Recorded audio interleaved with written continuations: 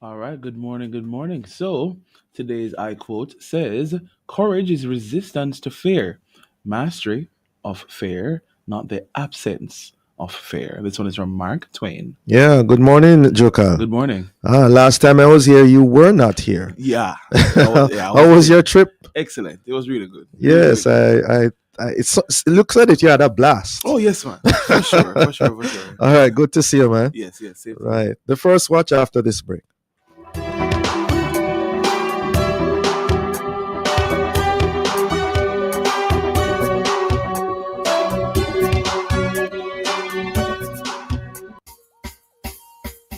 Mama work hard, for real. She do the most to send me and my brother go school. So, the dream was always to go to university. Well, I fulfilled two dreams with one Jane Bank savings plan, I further my education and I make mama proud. Save so you can make the part, travel far, graduate like a star. Stop wishing you could. With your Jane Bank savings, you absolutely can. Jane Bank will help you find a way. Don't let freshness ditch you when you need it the most. Wash your clothes with Downy Softener to keep dazzling everyone around you from day to night. Try Downy Softener now. Attention seniors, great news! Your September 2025 social pension payment is here and ready for collection. Simply check your text messages to confirm your payment details. For more information, call 876-9228 at the ministry's website at mlss.gov.jm. The social pension program caring for our elderly. A message from the Ministry of Labor and Social Security, providing opportunity, stability, and social protection.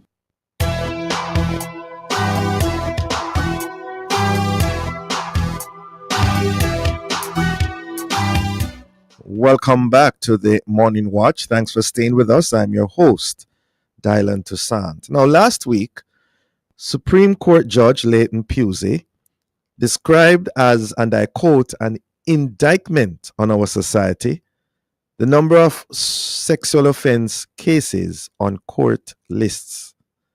End of quote. It was reported that the senior judge made these comments in light of publications from the Office of the Director of Public Prosecutions that listed 1,015 such cases before the court, with several of these being crimes committed against children. Now, how are these cases usually dealt with in our courts? And how should we respond as a society in light of these serious crimes? Well, to shed some light on this matter, we have joining us Peter Champagne, KC, attorney at law. Good morning to you, Mr. Champagne. Good morning, Dr. Toussaint, and good morning to your listeners. Great. Good to have you with us again, sir.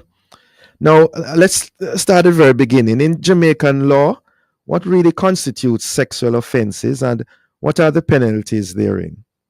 Well, that would perhaps take your entire program because Mhm. there's a range of acts that would constitute sexual offenses. You have sexual grooming, rape, indecent assault, having knowledge of a child under the age, quite a few sexual offenses. And the penalties range from prison terms, well, largely normally a prison sentence. Mhm. In the case of indecent assault, may not be, but it goes right up to life imprisonment. The penalties are actually very stringent because what I think your listeners should be reminded of or know is that in around about 2023, there was a revision in terms of the Sexual Offences Act, and it has encompassed broad-based situations wherein even persons who are not charged for the actual act can be brought under the act if they fail to make a report. So that would encapsulate, in essence, what the legislation is about. And you have, for instance, a sex register and a number of other features of the legislation that is, I would say, broadly. Yes. By the way, Mr. Champagne, we're not hearing you clearly. I don't know if you're using an earphone or. Okay, let me try and Is this any better? Yes, sir. Okay, great. All right. Yes. All right. So, from your perspective, your years of experience and expertise, how widespread would you say are the incidents of sexual offenses in Jamaica today? I know you mentioned a raft of, types of sexual offenses, but Yes. in Jamaica today, how, anecdotally, how widespread is it? Well, I would want to say that in any court, whether it's in the corporate area or rural areas, I would want to say that a large portion of the court listings would have sexual offenses as a feature. One can, for instance, refer to Justice Leighton Pusey's um, presiding over the opening of Mm-hmm. the court term here, where of the little over 1,000 cases, Mm-hmm. 400 were listed as sexual offenses. Mm-hmm. And further into that number, you had quite a significant quite a significant portion of that number being offenses involving complainants under the age of 16. Mm-hmm. So it is something that it is of concern, and the judge is absolutely correct. Mm-hmm. It is an indictment on our society, and I think we really need to look at a sensitization program and remind our listeners that if you fail to report and you know that something is happening and you fail to make a report on it, you can be charged. I think Section 11 of the Sexual Offences Act speaks to that, and Section 6 of the Child Care Protection Act also speaks to that. So we have a responsibility, as a community, because these things, especially involving youngsters, are things that, there's a pattern in terms of community behavior and adults. And, it is something that I think we need to focus on. Mm. Yeah. Any idea the demographics that you could share with us in terms of age, gender, and social, environment type of thing? That would be hard to do, because I don't even think that when you see, the thing is that when you are presented with a list, you will only get the breakdown in terms of types of offences and so on. But a comprehensive analysis in the way that you're asking would not be possible without some further scrutiny. The offenders, the offenders more so are males. I mean, I'm wondering. Absolutely, yes. Absolutely. That is what I was going to go on to say. Okay. And victims largely are persons that are of tender years, young persons, young. So, my view, really, you haven't asked that question, but I'm volunteering it. I think what we need to do is to focus on the legislation. I think it needs some tweaking. For instance, with the Child Care and Protection Act, if you see something and you want to say something and you want to report it, it says you have to report it to the registry, the children's registry. I think that it really should be to the police station. I don't know that many of us know where the registries or have a contact number. But on the other hand, we know where our nearest police station is. Not to say that if you go there, it's not going to be appreciated in terms of the report. And I also believe that we need to make it clear that it's not just persons like school principals or, persons who are in charge of learning institutions and social workers and so on that have an obligation to make reports, but your average adult, your average person, your neighbor, we need to broad base that, because when you look at the legislation, it's not all that clear. And, so it's left up to a matter of interpretation many times in terms of the layperson. Why do you think the incidents are, at the rate they are right now, whether they're increasing or, they are at the same rate over the years? Why is this so? Do you think? It is my belief that, firstly, we don't look at sexual offences as acts of violence. The catchphrase or the headline is always murder. And secondly, our international partners, when they issue travel advisories, for instance, it's not in the context of sexual offences. It's normally in the context of, violent crimes, murders, and so on. Right. And we don't place that kind of premium on these kinds of offences. And it is an act of violence. It has far-reaching consequences. But we tend to focus on other types of offenses that impact directly on the resources of the state. When somebody is shot, they're hospitalized. It's a lot of money in terms of treatment, and when they die again, it's a lot of expenses, and it attracts far more attention. Mm-hmm. Whereas with sexual offenses, it is something that is oftentimes hush hush. You don't really hear much about it, and it's not given the same premium in terms of importance as other offenses. So I think that is a major contributing factor. What about fear? Because I gather in the courtroom, it's possible that victims feel almost raped again in the case of rape, or violated sometimes because of how the evidence is displayed, and sometimes in even how the court proceedings flow from time to time. Well, I'm happy that you have raised that issue because, to my mind, and based on my experience, that is something that is a perception and not a reality. Mm-hmm. The fact of the matter is that our courts have been very sensitive to victims of sexual offenses. Mm-hmm. The matters, for instance, are not heard publicly. It's in private. It's what you call in camera. Yes. So what you have is the complainant, the accused, the attorneys, and the judge or the jury or both. Well, if it's a judge and jury and judge trial as opposed to bench trial, I'm referring to. Yes. So there's a great degree of privacy in relation to the reception of the evidence and the whole process, as opposed to, for instance, a murder that does not involve the use of an illegal firearm or firearm. Yes. So that is important. And of course, you also have the victim support unit, where they are very integral in it. So I want to say, I think it's important that we recognize that in terms of that, it's a perception and not a reality. Yes, the complainant or the victim will be subject to cross-examination, and it's as though you're reliving the whole episode again. But that is so in respect of any offense that is before the court and is being tried. The accused has a right through his attorney to cross-examine a witness. But the sensitivity that is attached to it is appreciated by the court. Okay. All right. You're up on a break, Mr. Champagne. When we return, we'll dig more into this issue. Soon be back. Very well.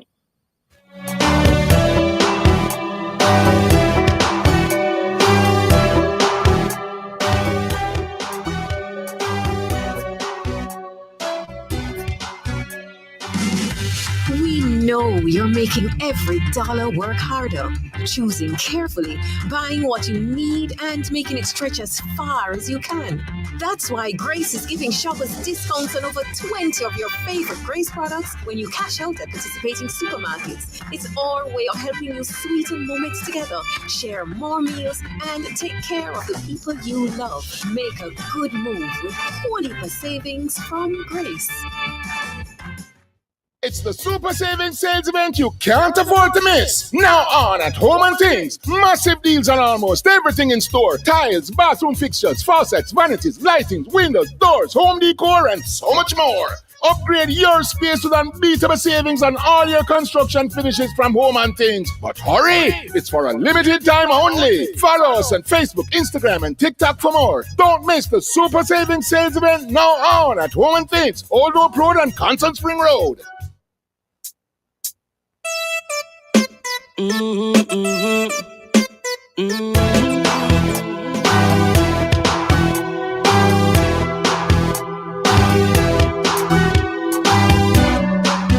Welcome back to the Morning Watch. Thanks for staying with us. I'm your host, Dylan Toussaint. And it's the first watch. We are looking on the whole matter of sexual offense cases in Jamaica and, the concerns therein.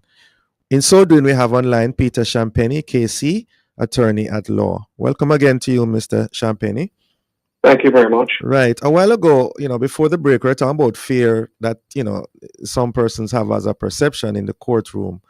There's fear also in the community and in the home itself, and embarrassment, I would think, in even seeking to report this, and also the concerns about, the breadwinner in the home, if that's the offender. How is that addressed, if possible? What are the concerns therein? Well, I'm happy that you touched on that because it is a real concern, and of course, in the confines of a home, Mm-hmm. it's very difficult to manage that, and that is why I said initially at the outset that uh, neighbors, persons around, have to be vigilant.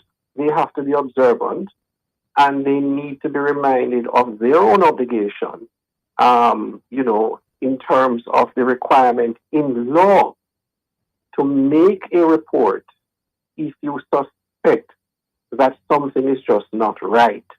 In fact, the legislation gives some form of indemnity if it is that it is proven that it's a false alarm. Mm-hmm. So they need not concern themselves necessarily with that.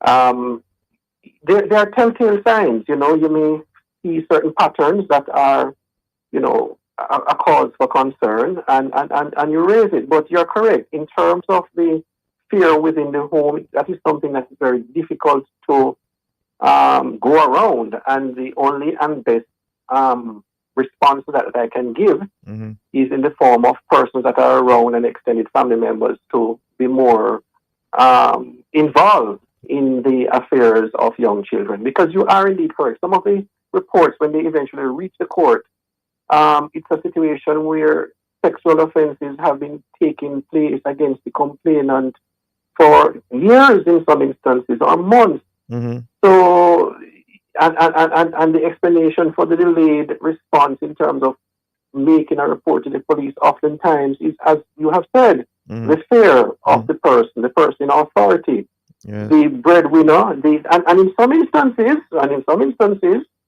you will have mothers or spouses who, when the report is made to them, they want to say it is the fault of the child, or it is not true, Yes. and they go into what I call denial, Yes. and that is really sad. So that is why I'm saying that it requires a larger responsibility in relation to persons that are around that kind of environment. Yes.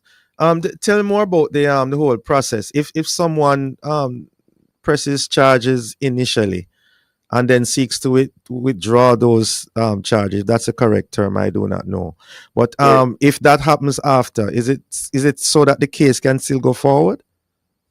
Well, it is not as simple as that, because any offense that is committed is against the state. Uh-huh. So that is why you have cases being referred to as the king against so and so, Mm-hmm. whilst we don't remain a republic. It is an offense against the state. So it's really not up to the complainant per se to lay a complaint and then seek to withdraw it. And of course, in instances when there is an attempt to have a withdrawal of a complaint, the prosecution is going to be vigilant, and so to the court, to ensure that the withdrawal is something that is, for want of a better term, legitimate. In other words, not manifested out of fear, not manifested out of, an inducement, financially or otherwise. Mm-hmm. Because in some instances, it may be that the complainant is so traumatized, can't cope with a trial, and is not able to move beyond that. And in those circumstances, there is sympathy extended. But the charging and presentation before a court and then a withdrawal is not something that is automatic. And it is not something that is lightly granted in terms of the request. So just to be clear, the case can proceed even with a withdrawal Well, of the when you say complainant. that, Yes. no, you would need a complainant. So in some instances, when you say withdrawal, it would have to be an instance where the complainant is present and is saying that, listen, because of psychological reasons or otherwise that are not out of inducement or fear, I don't wish to proceed. The case is not likely to proceed. Oh. But if the complainant, for instance, has migrated and is not available for court to give evidence, there are means wherein you can apply for the statement to be read into evidence, or they can have what is now known as video link evidence. Mm. But those are the parameters that we operate Yes. within the justice If the system. complainant has died, but yet still a statement was made, what can Possible. happen? It is possible for the evidence to be received. Okay. Let's Yeah. look on the other side of the coin now. What about those who are with malicious intent? Yeah. Have made complaints, have pressed whatever charges and all of that on the individual, but Yes. how is that dealt with in the court? Well, that's a very interesting question, and because it happens sometimes too. Um, it is going to turn on a number of factors. It will normally turn on a number of factors. Mm-hmm. So, for instance, if the complainant gives false, information, let me put it that way, Right. and it is appreciated by the court in terms of a discovery of that. Not much happens because the complainant perhaps is young and the gullible or being influenced by others. So it's not a case where the court is going to lock away that complainant and have that complainant, charged or anything like that, which would be the domain of the police actually. Mm-hmm. But in other instances, for example, where the complainant is an adult and you have that kind of situation happening, it is of course left up to the accused person who has been vindicated at this point to pursue civil action against such a person. But in the other instance where I mentioned that the complainant is young and so on, it's literally pointless to do that, So that is how it's done. Yes, yes. The Sexual Offenders Registry has been around for a number of years. What's your personal take on that in terms of it being made public or not? Quite frankly, I think we are emphasizing points that are really not of great moment. Mm-hmm. I don't know that having a registry necessarily treats with the mischief of the prevalence of these offenses. I think so. So I am a bit skeptical of it. Not that I would want to see it done away with, but I believe that what we need to focus on is the provision in the Sexual Offences Act, Section 11, the provision in the Child Care and Protection Act, Section 6, which imposes somewhat of a great obligation on individuals who see things happening and say nothing, who see a particular pattern or a report is made, or they facilitate the act by allowing their premises to be used for these offenses, and they do nothing. I think the focus ought to be there. I find very often that in cases that are before the court, there's an element of that and it is overlooked. There's no prosecution in relation to these particular sets of individuals. And to my mind, if there were more of that, then maybe at the end of the day, you wouldn't have the necessity for this kind of registry, or certainly the number of cases wouldn't be as great as it is now. Because let us be clear about this. You need a venue for these things to happen. It can't happen in public. So the next question is where and who is in charge of that, of those premises. And oftentimes it's not a one-off situation. It's a repeated act. So in my view, we need to look at those elements of the system. So just to be clear, Mr. Champagne, you're for it in the public domain or not? Can I say the jury's out in terms of my mind on it? Because I really don't know that it has materially resulted in a reduction or has had any meaningful impact. I mean, I say that, I'm just speaking off the cuff because I would have to have this empirical evidence to suggest that. But I can only speak based on my experience with what I refer to in terms of individuals knowing of things happening and literally doing nothing. But couldn't it serve as... I'm so sorry. Go ahead, sir. I'm so sorry. Go ahead. And to my mind, that is a greater issue, There's also the other aspect, if I may quickly, of I think we need to look at truancy laws where, you have young persons not going to school, they're on the road, they're at the street, the stoplight, and they too are taken advantage of. And I think we need to bring the parents to book for parental neglect. You can't have young children not going to school. During school time, they're on the road, they're all over, they're therefore exposed to all the elements. And we need to bring those parents to book. Mm. So we do not have such truancy laws? Is that what you're saying? Not you can somebody can be brought before the court for parental neglect and so on, but yes. I don't think that in actual real terms, you find a lot of those cases. It's not being prosecuted. So the laws are there, but I don't think that the enforcement of it is being adhered to. What they focus on is the end result when there is a report being made and it's vigorously prosecuted, and yes, you'll have a conviction. What you're treating is essentially, to my mind, the symptoms and not the cause. Yeah. So far, we have been hearing you, posit the importance of sensitization. Legislation needs tweaking. You said we need to look at sexual offenses as acts of violence, and you mentioned a while ago truancy laws. Anything that you'd like to bring to the table in terms of our nation going forward? Perhaps any advice to those who are victims of these offenses? Well, the advice in terms of victims is don't buy into the myth or the false narrative that when you go to court, there is no sensitivity and appreciation of your report. The matters are heard privately. Great care is extended to the victims in terms of offenses. That's one. And two, when these things are happening, it's important for you to make a report because they can have an everlasting impact on your life, even into adulthood. So it is important that we recognize, as I said earlier, that sexual offenses are indeed acts of violence and ought to be taken very, very seriously.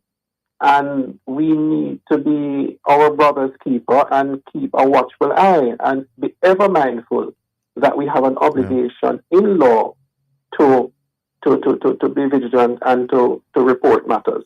Yes. As they say, a word to the wise is sufficient. Yes. Thank you very much, Mr. Peter Champagne, for coming. We appreciate your insights. You're most welcome. Thanks for having me. Great. Listeners, the Morning Watch will return in just a moment.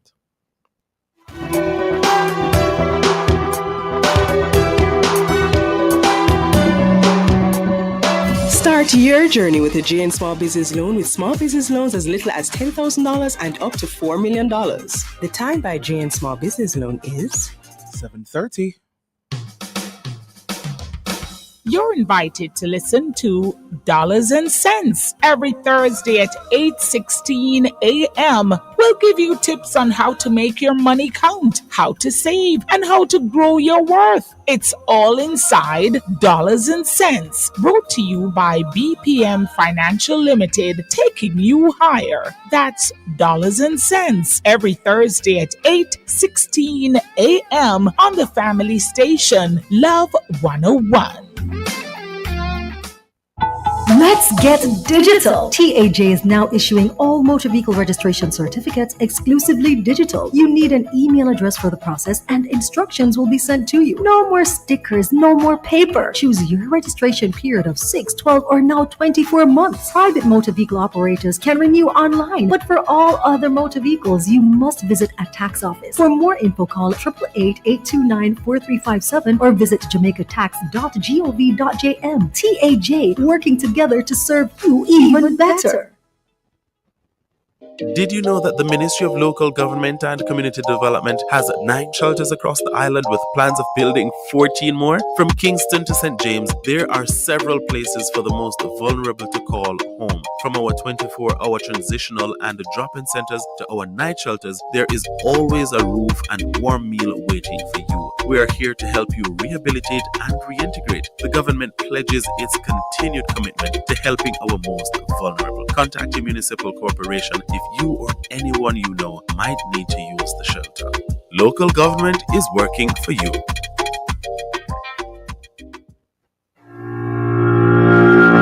Did you know that many girls still lack access to period products and that they can miss up to 1 year of school? But together, we can change that reality. The End Period Poverty campaign, sponsored by Always, is here. From August 1st to September 30th, for every pack of Always products you purchase, we donate a pad to girls in need. Go to your local supermarket and help our girls have access to period products.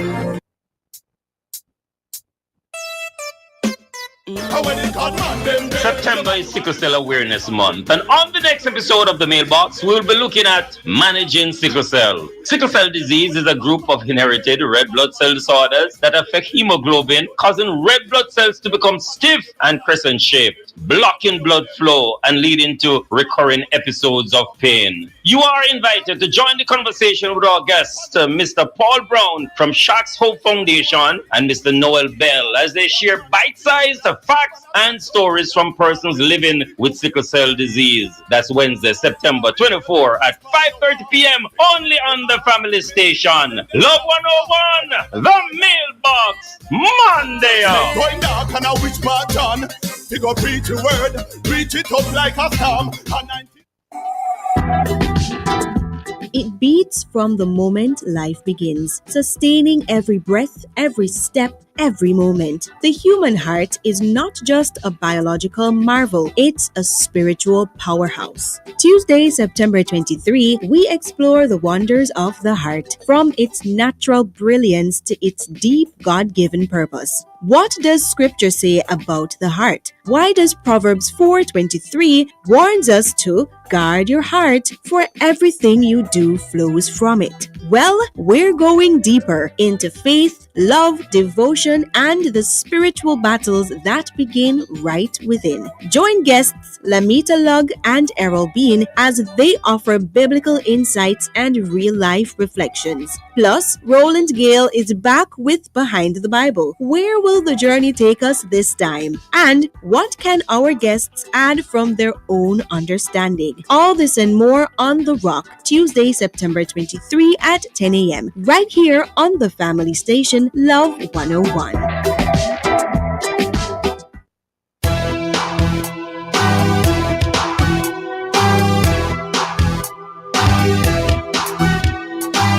Welcome back to the Morning Watch. Thanks for staying with us. I'm your host, Dylan Toussaint. Let's now look at some newspaper headlines to see what Jamaicans and others are saying and doing. Man named as wanted in relation to the murder of veteran jockey O'Neill Mullins, while his brother is named as a person of interest. Also, toddler electrocuted in Westmoreland, and Director of Safety and Security in Education Ministry, Richard Troop, says there's a significant reduction of violence in schools. We're seeing here that 1,900 pounds of ganja valuing 5.7 million seized in St. Thomas. Another group of Haitians arrives in Jamaica. New cases of Mpox discovered in Barbados. And the TikTok algorithm to be restrained or retrained, on U.S. user data under Trump deal. Those are some of the major stories, major headlines for today. Coming up next, we'll share some of the feedback from our social media question. Do you think the sexual offenders registry should be made public? We're asking to leave a comment on our Facebook page and YouTube channel, Love 101 FM Jamaica, or WhatsApp 876-997-3125. We'll be right back.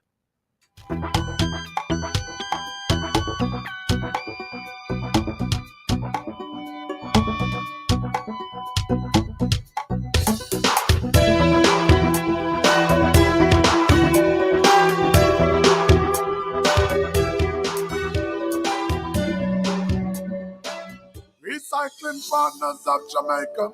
Yeah, we got to make a change. and we have to do it now, can't wait for later. We put plastic in its place, and we all can agree that will be safer than in the gullies and in the drains. Recycling partners of Jamaica, we put plastic in its place. Well, I say no matter about your class or status or title, got to be responsible and recycle. Yes, we have talk about plastic buckle boat. You have to make sure say you're the right type to. So look for the triangle with the one heart oh. But that don't matter could a yellow or blue. You have to just make sure them empty, collect them plenty, recycling revenue. So listen up Jamaica, I'm saying it's time to make a change. Recycling partners of Jamaica, we put plastic in its place, and we all can agree that will be safer than in the gullies in the every veins. Recycling partners of Jamaica, we put plastic in its place. It hurts if you don't check birds. We excellent customer service. Our staff is knowledgeable and trustworthy. And we have a wide variety to supply society. And the price is right, yes, it's worth it. The solution to your auto parts needs to one-stop shop. And we deliver to, so if you can't come in, just link with our WhatsApp or call and make your order. And remember, there's no other. So it hurts if you don't check birds. So there's no need to say. It hurts if you don't check birds.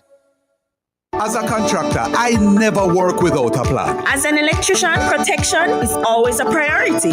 If you're a small business owner or an independent contractor, there's a plan that gives you protection and coverage. Sagicor Pro Shield. Get up to $1 million critical illness coverage and cover up to 80% of your medical costs for as little as $15,510 every 3 months. Get the protection you need with Sagicor Pro Shield. Call 876-936-7784. Conditions apply.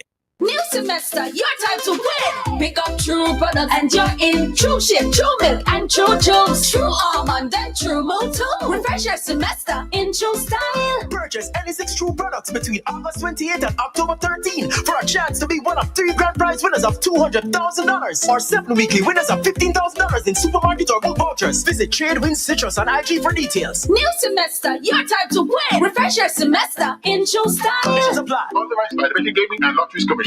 It's the Super Savings Sales event you can't afford to miss. Now on at Home and Things. Massive deals on almost everything in store. Tiles, bathroom fixtures, faucets, vanities, lightings, windows, doors, home decor, and so much more.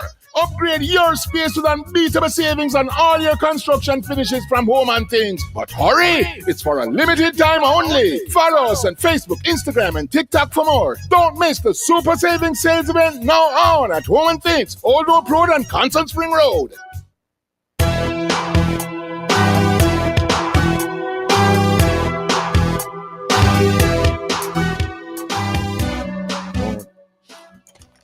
Welcome back to the Morning Watch. Thanks for staying with us. I'm your host, Dylan Toussaint. Let's now join Jokal for a look at how our Facebook and YouTube and WhatsApp friends answered today's question. Do you think the sexual offenders registry should be made public? Jokal? All right, so we have 2 responses here. This first one is from Kim. Kim says, good morning. I think it should be made semi-public, meaning it should be accessible by certain entities to screen them for jobs, certain posts, rental or home purchases. They should be permanently monitored or tracked by the police as well. If they move into a certain area, people within that radius must be made aware. Cherry from Spanish Town says, yes and no. Persons should be obligated to do whether... Okay, let me go again. Yes and no. Persons should be obligated to do whether it is against children or women. It is too much. Also, I believe there should be information and education in the general public on what sexual offenses really are. Mm-hmm. Victims need to speak out, although there can be fear of so many things that surround the victims. Tracy from Mona says, yes, the registry must be public. So, yeah. Those are our responses. Yeah, mouthful there. Mm-hmm. All right. We want to thank our responders. Interesting comments there. And so we segue into the second watch. And recently, the Gleaner reported that the JCF Forensic Services branch has strengthened support for missing persons. Now, this undoubtedly is a development that is most welcome, especially for families and friends of those who have gone missing. And to tell us more in this regard, we are joined by DSP Maurice Good, Communications, Forensic, and Cybercrime Division of the JCF. Good morning to you, DSP Good.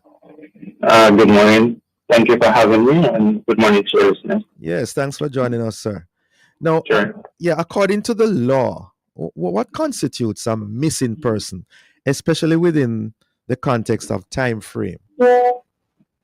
As the JCF policy states, a person, once they are not able to be located at the usual places, or someone left for work and has not returned home and at the usual time. So sometimes persons believe that it has to be more than 24 hours for a person to be considered missing, but that's not the case. As soon as you are not able to locate your loved one, you should make contact with the JCF, any police station. So the 24-hour time frame is no longer the template. As long as you feel somebody is missing, you should report it. As soon as you believe that someone is missing, it should be reported. Okay. And I'm asking because some persons perhaps they have been delayed with traffic. They're gone somewhere without telling their household. I mean, various reasons. We must still report it. I mean, that is understandable. But the advice is to report. Yes, it is better to be safe than sorry. Yeah, hearing it loud and clear. Anecdotally, sir, how common are the incidents of missing persons on a yearly basis? And perhaps, leave it at that. How common is that? It is in the I don't have the specific numbers, but quite a few. Quite a few persons have gone missing over the years. Just a little bit over 1,000, I believe. But it should be noted that majority of these persons who have been reported missing have returned home, or they have been located and returned home. Yes. And any idea of the majority? I mean, is significant majority or not? So in relation to when you say who have returned? Yeah, who have returned? Yes, significant. Okay. And children, how does that come into the whole picture, and what are the concerns there in? Yes. As you observe, even the social media, you notice that majority of the persons who are reported missing are children. And it is oftentimes relating to how they communicate on social media, the type of friends that they keep. There are different instances, and sometimes probably situations at home as well, that sometimes influence persons going missing or running away, so to speak. Yes. Okay, we're at a break right now, DSP Good. So when we come back, we can drill down even more into this issue. Sure.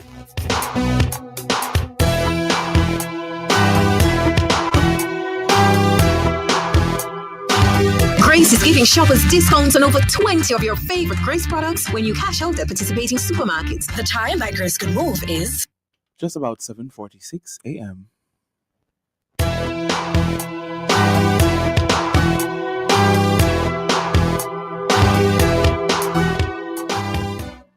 Welcome back to the Morning Watch. Thanks for staying with us. I'm your host, Dylan Toussaint. And in this day's second watch, we are looking at the whole matter of persons going missing. And in so doing, we have online DSP Maurice Good from the Communications, Forensic, and Cybercrime Division of the Jamaica Constabulary Force. Welcome again to you, DSP Good. Thank you. Yes. So before we talk about the operations part of it with your division, I just want to ask this. I want to get this out of the way, because so far, what are the main reasons for persons going missing? Can you share that with us? That might be a question that I'm not so qualified to answer, seeing that I'm from the forensic part of things. You I'm pick not up anything? involved directly. Anything you're picking up? As I mentioned, sometimes it is due to social media interactions that persons communicate with individuals online, and sometimes they're not aware of the individual that they're communicating with. And so they seek to go and meet these persons. So that I'm aware of. I'm pretty sure if you speak possibly to the CPFSA, they may tell you that probably situations at home as well that contributes to some of these young persons going missing. Yes. Now, the operations part of it, Yes. what can you tell us about the methods used by your division in cracking these cases? How you do it? So I will not share. Yes, I know. But I generally speak about it. Yes.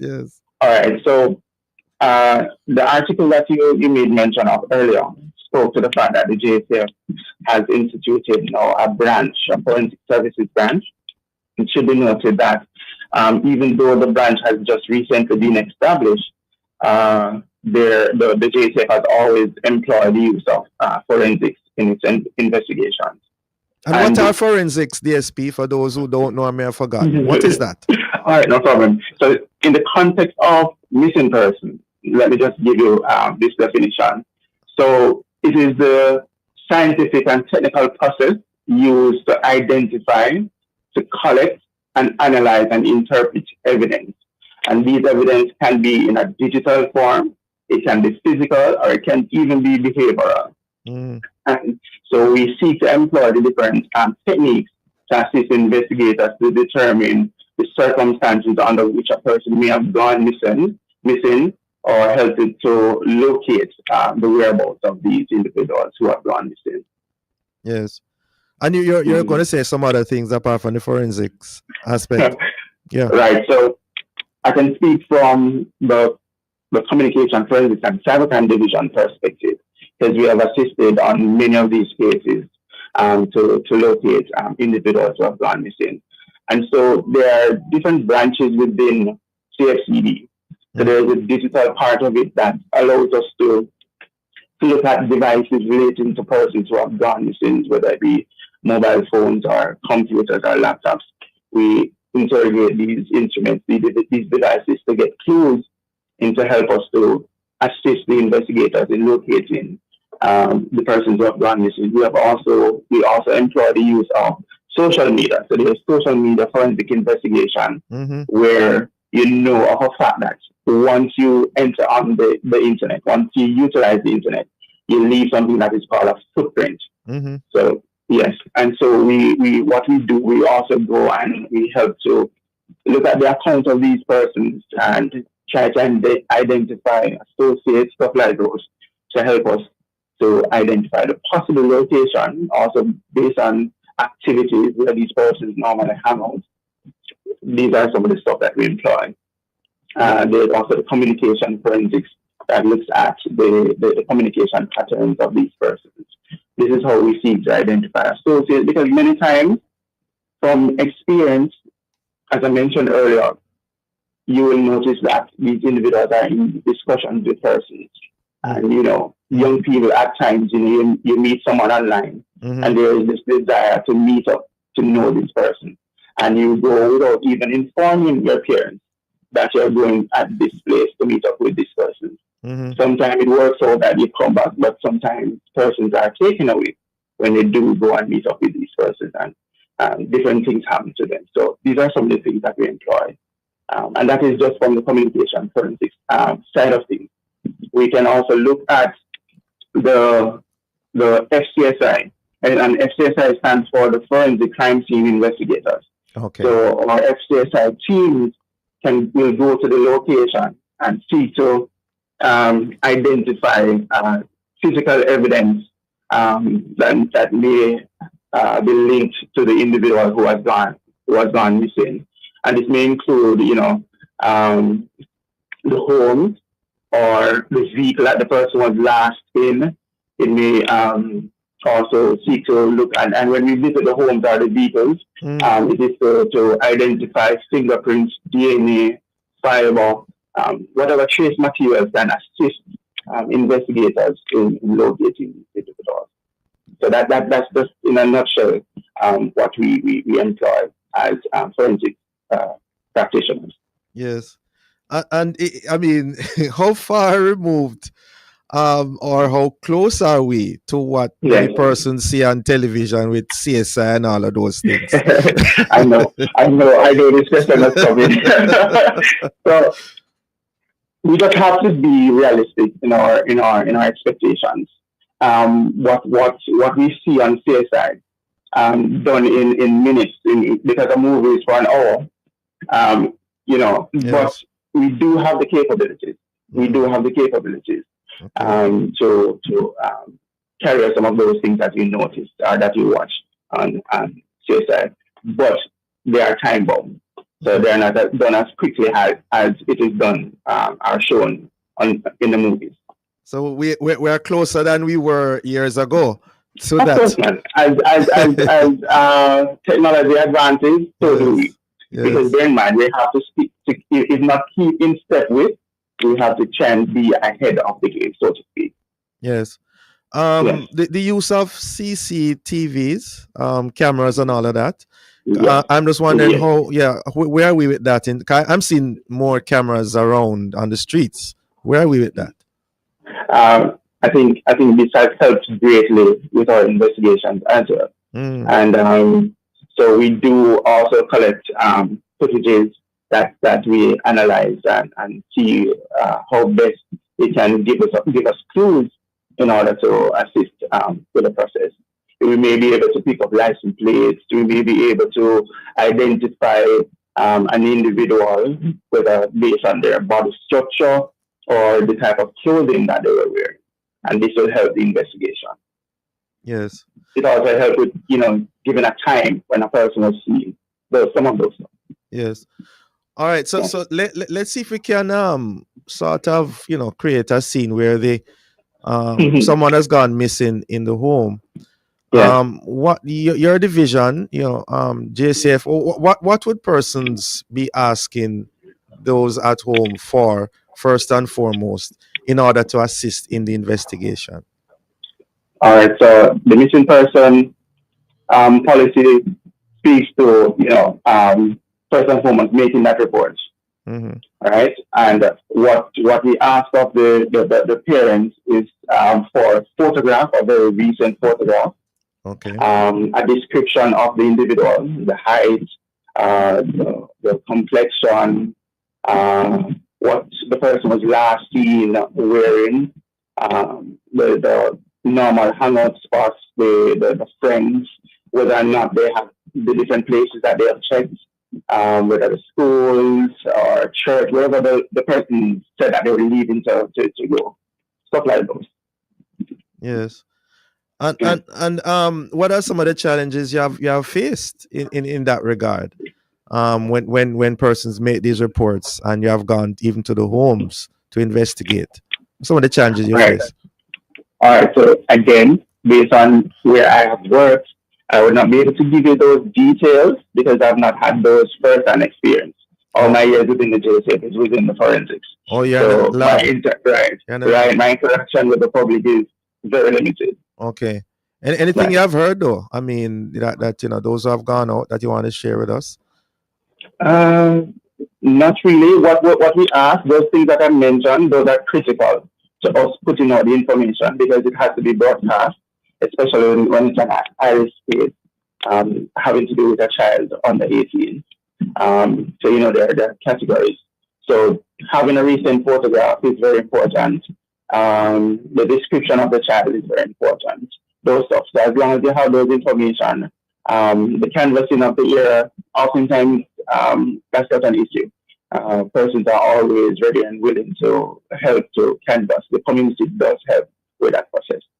Yes, and going forward, I mean, we took this topic from the newspaper report in terms of advancements and improvements in that regard. Where do you see this this division 10 years from now, or what do you hope to see? I can tell you that it will improve. We have a branch commander who is very astute, and he encourages his team. He is about capacity building. And so I'm pretty sure that in 10 years to come, you put it to 10 years, but in say 5 years to come, there will be even greater returns on the investments within this division. The use of technology will greatly assist with that process. Yes. And of course the resources and yeah. Yes. Go ahead. Yes. Resources are always an issue, and we continue to get the support. And as time goes and the evidence of the return is evident, I'm pretty sure resources also will increase. Yes. And personnel, what can you say to those who are listening to this program right now and watching and are interested in this, this division of the JCF? What are some of the qualifications? What are some of the expectations going forward to be a part of this wonderful team of people? Thank you very much. It's definitely a wonderful team of persons. ICT is very important. Having a background in computer is very important. We have taken persons with just simply a safety in IT. And we're speaking about persons from the training school. So how many subjects and all of that DSP we're talking about? Well, for a person entering into the JSF, you have to have 5 subjects. So what I'm saying, you desire to be a part of SafeCD, definitely you need to have something in information technology. There is a ongoing program from time to time where professionals, persons with a bachelor's in ICT, they go through a program to become a part of the JSF, not only SafeCD, not only the forensic branch, but also other aspects within the JSF, because we are transforming. It's all about transformation. And yes. Go ahead. I was wondering. I would love to add before we close. I'm not sure if it's close to the time, but I wouldn't want to leave without encouraging parents to have that conversation with their children, to monitor their children, ensure that you are aware of the different accounts, social media accounts that your children have. Yeah. Or have. Encourage them not to accept friend requests from persons that they're not. They don't know, for persons that are unknown to them, because a person can appear to be a male when it's actually a female, or vice versa. A person can appear to be within your age group based on the photograph that the person used as their display pic, when that person is probably in their 40s, in their 50s. So whenever we assist in the sensitization process, when we even partner with the CPFSA, these are some of the things we share with the young people to encourage them not to be so vulnerable. Thanks, DSP. All right. Yeah. That's DSP Maurice Good. Thank you very much for joining us, sir. Very informative and interesting. And have a safe and productive day. Thank you. Thank you. My pleasure. Great. Thank you, one and all, for joining us. Join us again tomorrow as we continue to set the stage for a discussion of topical and controversial issues. For information, how to get copies of this program, call our production department at 876-968-9596-7. This, of course, has been the Morning Watch. Thanks to our producer and our guests. I'm Dylan Toussaint, returning you to Love in the Morning with Jukal Dial.